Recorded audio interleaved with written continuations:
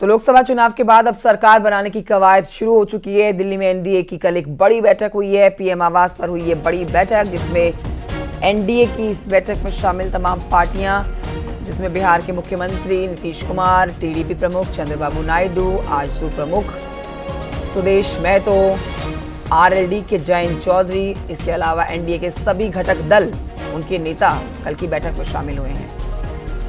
बैठक में पीएम मोदी को एनडीए का नेता चुना गया है। राष्ट्रपति ने 7 जून यानी कि कल सभी एनडीए सांसदों को बुलाया है।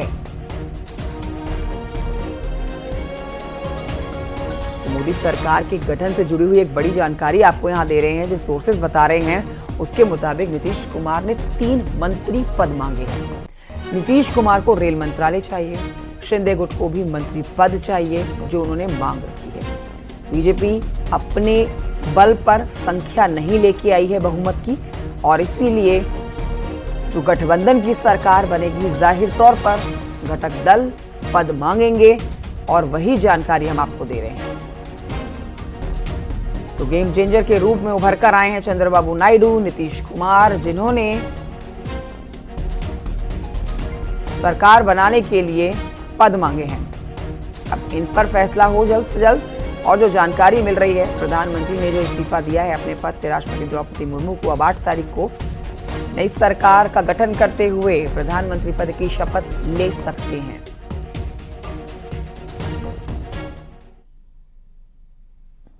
तो इंडिया गठबंधन की बैठक के बाद मल्लिकार्जुन खड़गे ने कहा कि बैठक में कई सुझाव आए हैं।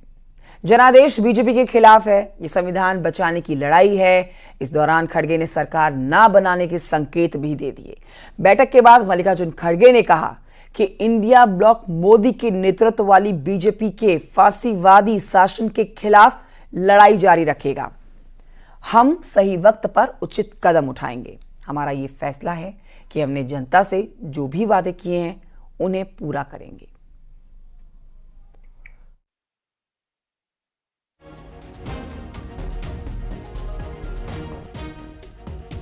The India bloc will continue to fight against the fascist rule of the BJP led by Modi.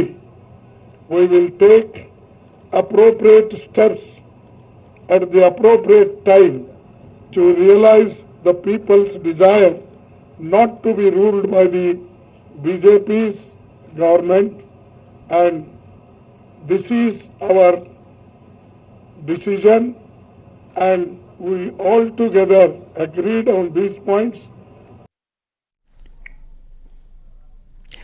तो सरकार बनाने के लिए बीजेपी के साथ आए अन्य दलों के साथ बातचीत का दौर भी अब शुरू हो चुका है। सहयोगी दल की डिमांड को सुनने और उनके साथ समन्वय बनाने के लिए बीजेपी ने 3 नेताओं को जिम्मेदारी दी है। अमित शाह, जेपी नड्डा, राजनाथ सिंह, ये वो 3 बड़े नेता जिनको बड़ी जिम्मेदारी दी गई है। नेताओं से बातचीत करें, तालमेल बिठाएं और सरकार का गठन किया जाए। जल्द से जल्द ये काम होना चाहिए, क्योंकि 8 तारीख को प्रधानमंत्री नरेंद्र मोदी एक बार फिर से प्रधानमंत्री पद की शपथ ले सकते हैं।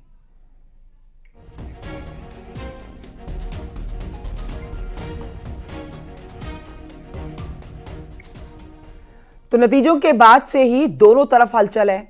एक तरफ जहां एनडीए पूर्ण बहुमत में है और सरकार बनाने की तैयारी में है, तो वहीं इंडिया गठबंधन की तरफ से भी बयानों का दौर जारी है। ऐसा इसलिए क्योंकि इस बार बीजेपी अकेले दम पर बहुमत का जादुई आंकड़ा नहीं छू पाई है।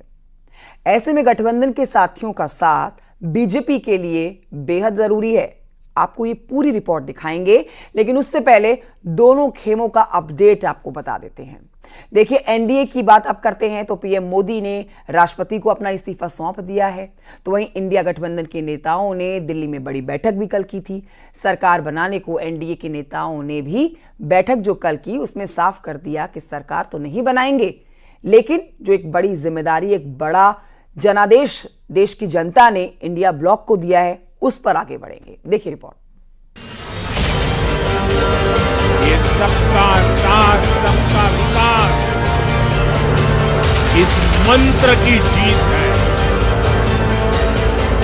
140 करोड़ भारतीयों की जीत है। देश की जनता का जनाधार एक बार फिर एनडीए सरकार को पूर्ण बहुमत दे चुका है।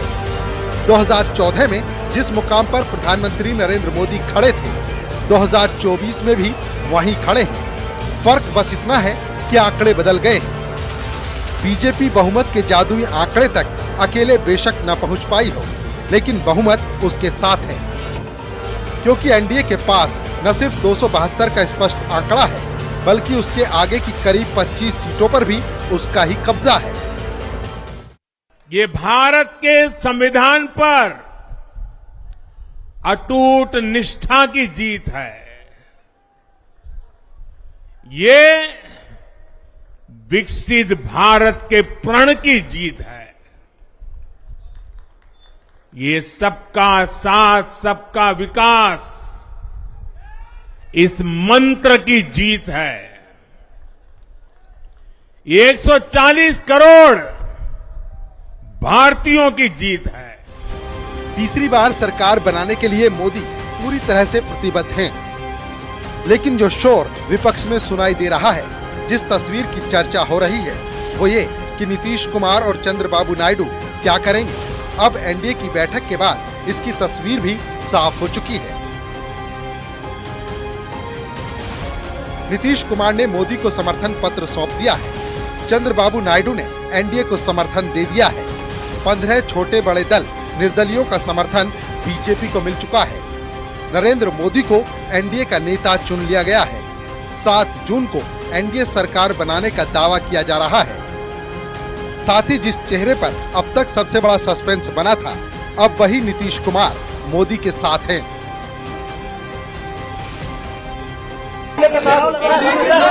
आप तो बनेगी ही।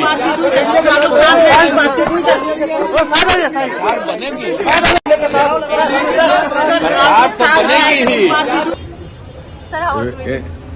How can we contest elections if you are not a part of NDA?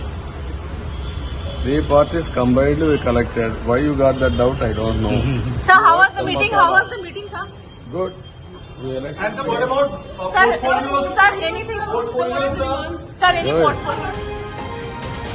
10 सालों तक सत्ता के शिखर पर टिके रहना, 10 साल बाद चुनाव में अड़े रहना और उसके बाद जीत की ऐसी तस्वीर तैयार कर देना कि विपक्ष जीतता तो दिखे लेकिन सत्ता से दूर रहे, ये मोदी ही कर सकते हैं और उन्होंने ऐसा कर दिखाया। तभी तो पिछले 60 वर्षों में ऐसा पहली बार हुआ है जब 10 साल सत्ता में रहने के बावजूद कोई सरकार पूर्ण बहुमत के साथ सरकार बनाने जा रही है। लेकिन विपक्ष इसलिए खुश है क्योंकि बीजेपी को पूर्ण बहुमत नहीं मिला। कांग्रेस पार्टी ने इस चुनाव में, कांग्रेस पार्टी के सब नेताओं ने 2-3 चीजें की। सबसे पहले हमने इंडिया गठबंधन के पार्टनर्स की रिस्पेक्ट की, उनकी जो विशेष थी उनको हमने साथ लिया और आपने देखा होगा कि जहां भी गठबंधन लड़ा हम एक होके लड़े। दूसरी बात, कांग्रेस पार्टी ने क्लैरिटी से हिंदुस्तान को एक नया विजन दे दिया है। Pro poor vision, pro production vision Hindustan को इंडिया गठबंधन ने साफ दे दिया है। आंकड़ों में बहुमत से काफी दूर रहने के बावजूद इंडिया गठबंधन की सत्ता पर काबिज होने की कोशिशें शुरू हो गई हैं। बैठकों पर बैठकें और संदेश पर संदेश दिए जा रहे हैं। वहीं एनडीए कुनबे ने एकजुट का ऐलान करते हुए नई सरकार की तैयारियां शुरू कर दी हैं और 8 जून को नरेंद्र मोदी एक बार फिर प्रधानमंत्री पद की शपथ ले सकते हैं। Bureau report, news 18।